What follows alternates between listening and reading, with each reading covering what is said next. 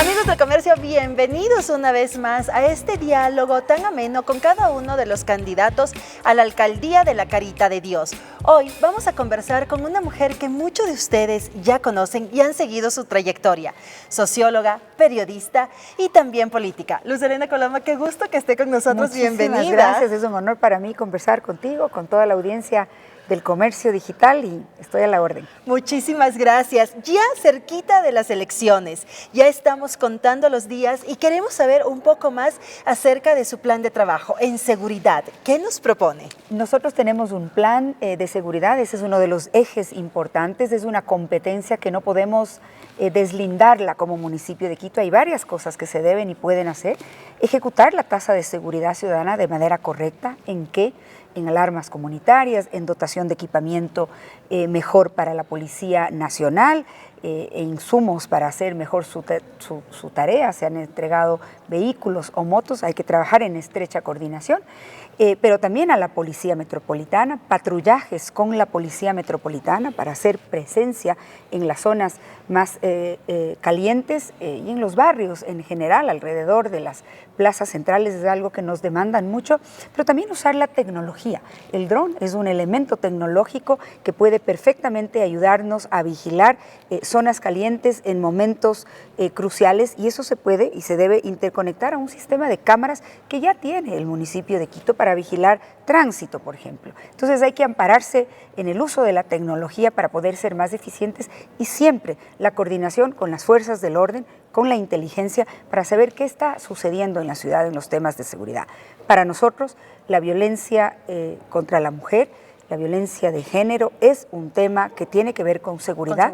Hay estadísticas alarmantes en esto. Nosotros vamos a fortalecer el sistema de protección de derechos y vamos a fortalecer las juntas de equidad que están en cada administración zonal, los albergues y la educación y concientización hacia la cero tolerancia a la violencia de género. Este tema de la violencia de género es algo que vemos muy desarrollado y amplio también dentro de su plan de trabajo, dentro de sus ejes, y también la igualdad de género. Totalmente. ¿Cómo vamos a desarrollar todo ese trabajo? Para mí es muy importante no solamente tener un gabinete paritario y que tenga espacios además inclusivos para las diversidades sexogenéricas, porque creo que son señales importantes que uno tiene que dar, pero en la población, digamos, que trabaja en el municipio de Quito, tenemos que tender hacia eso, hacia tener una verdadera equidad en, por ejemplo, la Policía Metropolitana, que no hay una equidad de género en su presencia. Creo que necesitamos mayor especialidad de mujeres que estén presentes ahí para que sepan cómo reaccionar de mejor manera a denuncias de violencia. La igualdad, la paridad son elementos que creo yo ya no deberían ser puntos sobre los cuales uno deba decir qué va a hacer y recibir el aplauso. Por eso son temas elementales que tienen que estar en toda gestión de la cosa pública. Luz Helena, en cuanto a este tema de la igualdad de género, ¿ingresa aquí también su proyecto de lo que son las casas Violeta? Sí, para nosotros es muy importante el empoderamiento económico de las mujeres. He tenido experiencias muy cercanas de observar, de ser parte de historias de mujeres que estuvieron en situaciones muy graves de economía precaria, vendiendo en las calles. Pudieron perfeccionar sus conocimientos en determinado ámbito, en este caso en el diseño de modas, y hoy voy a tener un live sobre ese tema, y luego ellas pudieron empoderarse económicamente. Unas ya son dueñas de sus propias viviendas, son jefas de hogar, y es muy claro cómo a través del empoderamiento económico se disminuye o se corta con el círculo de violencia. Y por ende de inseguridad. Y por ende de inseguridad. Es fundamental no solamente que las mujeres dejen de sentirse inseguras, violentadas en el transporte público, botones de pánico son una de las propuestas que tenemos ahí, sino que nos eduquemos, nos concienticemos, usemos el aparato comunicacional del municipio, no solamente para decir yo inauguré esto y aquí está mi foto, sino para decir seamos mejores ciudadanos, convivamos mejor, y para esto trabajemos en determinados aspectos. La movilidad es uno de los puntos de mayor interés e importancia en la capital. ¿Cuál es la propuesta en cuanto a este tema? Sí, el metro, por supuesto, tiene que empezar a funcionar ya por la gente, no por ninguna placa ni ningún aplauso que deba tener ningún líder de la ciudad o lideresa, es porque la gente tiene que moverse mejor. El metro es una columna vertebral de esta nueva era de movilidad y tenemos que ir hacia la ejecución de las nuevas rutas y frecuencias, del concurso de rutas y frecuencias. Tenemos que promover la movilidad alternativa, es decir, las ciclovías tienen que ser una realidad para moverse. En Quito, la bicicleta pública que quedó ahí arrumada después de que se la dejó de usar y está físicamente ahí embodegada, tiene que volver a salir, puede ser gestionada por una empresa privada, no tiene que el municipio gestionarlo, pero tiene que haber esa posibilidad de moverse por ciclovías. Hay en este presupuesto $2 millones en ciclovías que no se han ejecutado, pero esa es una línea. Por supuesto, la de las aceras y la de ese Quito más caminable. Existe el concurso y el resultado de ese concurso que hizo el propio municipio para crear el gran corredor que una el eje norte-sur, desde Carapungo por la 10 de agosto, pasando por la Guayaquil en el centro histórico, la Maldonado hacia Quitumbe, un corredor en el que tú tengas excelentes aceras, la posibilidad de ciclovía, caminar, arborizar. ¿Para qué? Para que eso también tenga un dinamismo económico que nos ayude a meter gente al metro. Ese corredor se tiene que hacer, son 55 kilómetros, está diseñado. El corredor Labrador-Carapungo con unidades eléctricas también está proyectado en la ciudad y hay que hacer lo que está proyectado. Hay algunas rutas que ya tienen estudios, nuevas vías, que hay que hacerlas, algunas se pueden hacer con fondos privados, pero hay que hacer estudios de otras, que a veces se dicen la ruta no sé qué, el túnel por no sé dónde, no sé qué propuesta, pero ni siquiera tiene estudios. Entonces no se puede engañar a la gente y decir voy a hacer una ruta que ni siquiera tiene estudios. Pero hay vías que ya las tienen, en las que hay que avanzar, pero sobre todo es la gestión del tránsito. Y para eso me parece que es importante que nos concienticemos en que el uso del vehículo particular debe tener restricciones, probablemente de un día a la semana, y la empresa privada creo que tiene que acolitar en eso. Ese día probablemente la persona puede hacer teletrabajo, pero tenemos que sacar carros particulares de la vía pública, tenemos que promover movilidad alternativa y promover la movilidad del transporte en transporte público, que es donde se mueve el 70% de la gente. Dentro de su plan de trabajo también hay algo que resalta en cuanto a la movilidad y es el peatón primero. Así es. ¿Cómo se va a hacer también para generar conciencia y respeto frente al peatón y también del peatón frente a la circulación vehicular? Sí, cuando vemos la famosa pirámide de la movilidad y todos los eruditos y estudiosos y expertos en urbanismo te van a decir eso. Bueno, perfecto, hay que hacerlo. Como el peatón primero. Yo creo que las campañas de educación en convivencia ciudadana, usando todas las fuentes ahora que tenemos para comunicarnos, tienen que ser más fuertes. No tenemos una campaña, creo que desde la época del Evaristo, que nos enseñe a ser mejores ciudadanos, que nos enseñe a respetar al peatón, desde quien conduce el automóvil, pero también desde quien está usando las aceras. Y creo que la inversión en aceras para que esta ciudad sea más caminable y más inclusiva para quien no puede caminar es urgente hacer. Y también ingresa dentro de la medida de movilidad alternativa alguna otra idea, alguna otra iniciativa que vaya de la mano con el ir en la ciclovía. Yo creo que las ciclopaseos no son solamente recreacionales y tenemos que ir hacia la movilidad real en medios alternativos, es decir, las ciclovías. Y para tener ciclovías que funcionen bien, creo que hacen falta muchas cosas, no solo la infraestructura física, la educación, la concientización, la capacitación también sobre el buen uso a todos los ciudadanos, es decir, el integrar a este elemento como un elemento más de la movilidad. No tengo yo, porque ando en vehículo particular, que tener supremacía sobre otro. Creo que tenemos que ser respetuosos de aquel que se mueve en transporte público y tiene que llegar a su casa, y si invadimos el carril exclusivo estamos impidiéndolo, al que maneja su carro particular y sobre todo a quien camina y usa movilidad alternativa, si es que honramos esa famosa pirámide. Trabajo en conciencia. Así es. Importante también abordar qué se viene, cuáles son las propuestas en cuanto a obras públicas. Vamos a empezar diciendo que el presupuesto de obra pública, de inversión en obra pública de la empresa metropolitana de obra pública en este cierre de año 2022 hacia noviembre, no había ejecutado 120 millones de dólares. No había ejecutado 120 millones de dólares. Sin embargo, el presupuesto del municipio no es un presupuesto como para pensar en grandes obras públicas que podamos hacerlos. ¿Por qué? Porque tenemos una deuda importante con el metro, tenemos que operar el metro y tenemos que subsidiar el metro.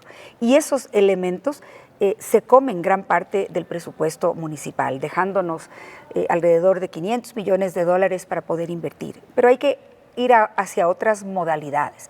Yo priorizaré la acción de la inversión en obra pública, sobre todo en aquellos barrios donde hay carencias graves sobre esto. Por ejemplo, barrios que están en el extremo norte o en el extremo sur que no tienen acceso de bus o tienen hasta un punto porque la vía está en pésimo estado. Ayer estuve en la comuna.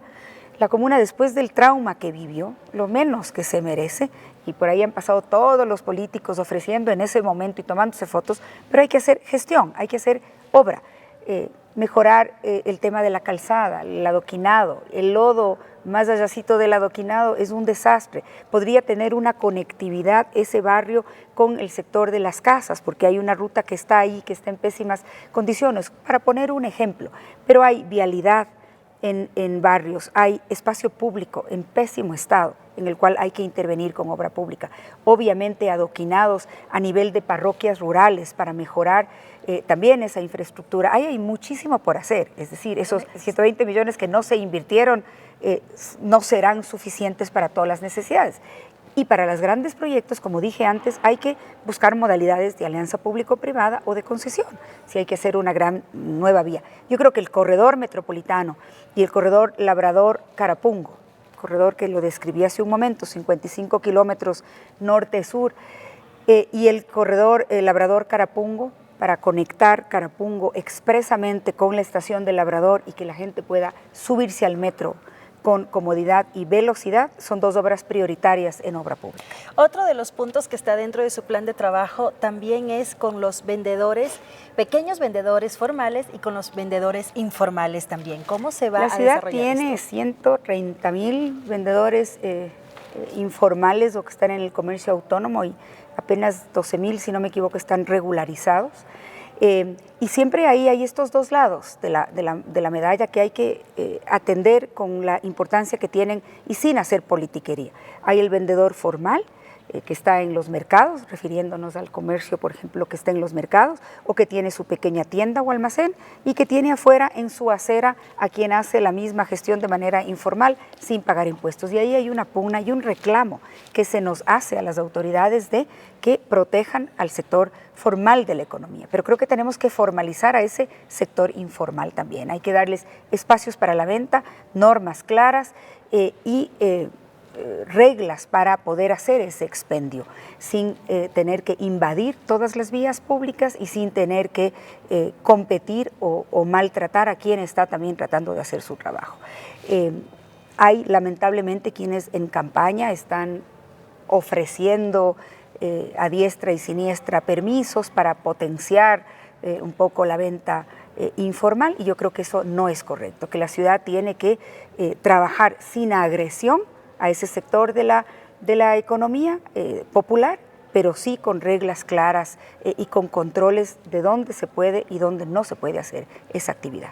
Luz Helena habla de un Quito vanguardista, de un municipio más digitalizado. Sí, un municipio que no sea el enemigo del ciudadano, que no le atosigue con trámites innecesarios, que no le haga volver una y otra vez, que no le digan vuelva mañana con la copia de la recontracopia. No puede ser un municipio que le permita resolver temas de manera digital.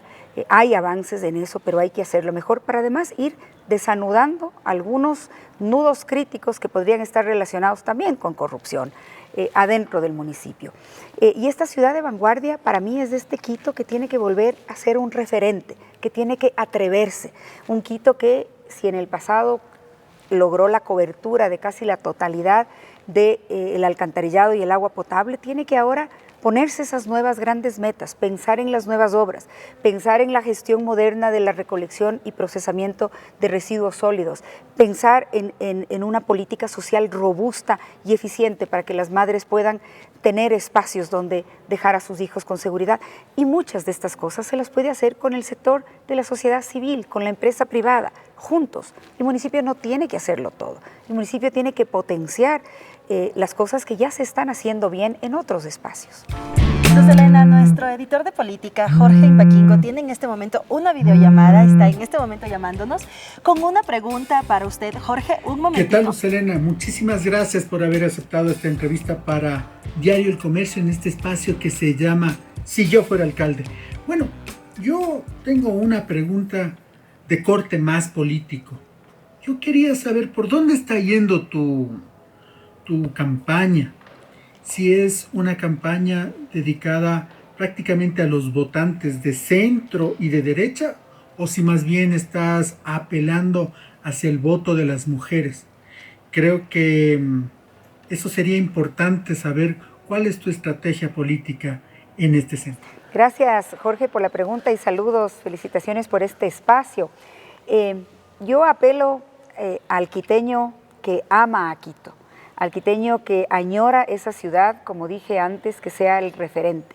Obviamente las mujeres ven en mí y creo que eso es importante y a eso apelo, porque las encuestas te dicen que un 79% de la población en Quito cree que la ciudad está lista para tener una alcaldesa. Y apelo a esas mujeres a confiar en otra mujer que, como les digo yo, las mujeres no nos olvidamos, no nos vamos a olvidar de la problemática que recogemos en las visitas a los barrios, de esas necesidades que nos expresan, porque me parece que el liderazgo que podemos imprimir las mujeres es un liderazgo, en mi caso, de absoluta honestidad, de autoridad, si es que hay que ejercerla sin miedo, pero de diálogo, de escucha y sobre todo de eficiencia. Ese voto para mí es importante, como lo es el de los jóvenes también.